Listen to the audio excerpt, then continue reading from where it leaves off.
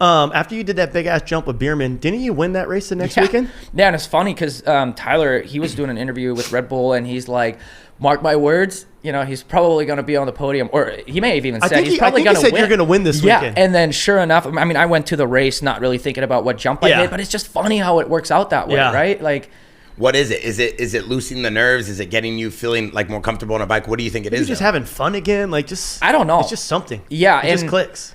With something like that, maybe it's just the black and white picture of like, this is exactly what we were talking about. Because for me, like, I'm not really thinking about it. I'm putting in all the effort to be there. And then it just ends up happening because it's not a sure thing. You don't just jump big jumps and be like, oh, I'm going to do good this week. But it's just this internal something that you have. And it just ends up being that I won that one race. And especially on Suzuki again, like, it's black and white right there. I can't even explain why or how or what. It just happened. It's what we talk about. Yeah. I mean, Twitch has talked about forever about the aspect of the business side, right? And we talk about all the different people that have been involved in careers, and I know Twitch was really going to dive deep on some of that.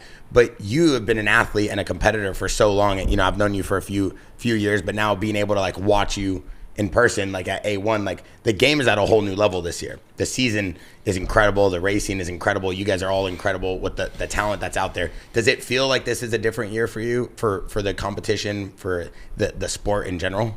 Yeah, mainly I feel like as the older I get or the further along I get in my career, I just try to keep it simple and not overthink it. So I think that has changed a lot. Like I've been not off the radar, but kind of off the radar a little bit. Like I wasn't really talked about much. And I honestly kind of like that. I'm like sick. Like I've just not been, I've been living my life, and something besides dirt bikes is having a family at home, getting frustrated with the kids. Like it's all sometimes a welcoming distraction, right? Yeah. And then, this year I mean, the field is just so stacked, and I feel like also everybody is at 100% at the moment. You know, like Tomek is maybe as good as ever. Yeah. The Lawrence brothers, they'll get there in a heartbeat. You know, I don't think it was as panicky, or that nobody had to make it as panicky as it really was with the odd ride at Anaheim 1. Yeah.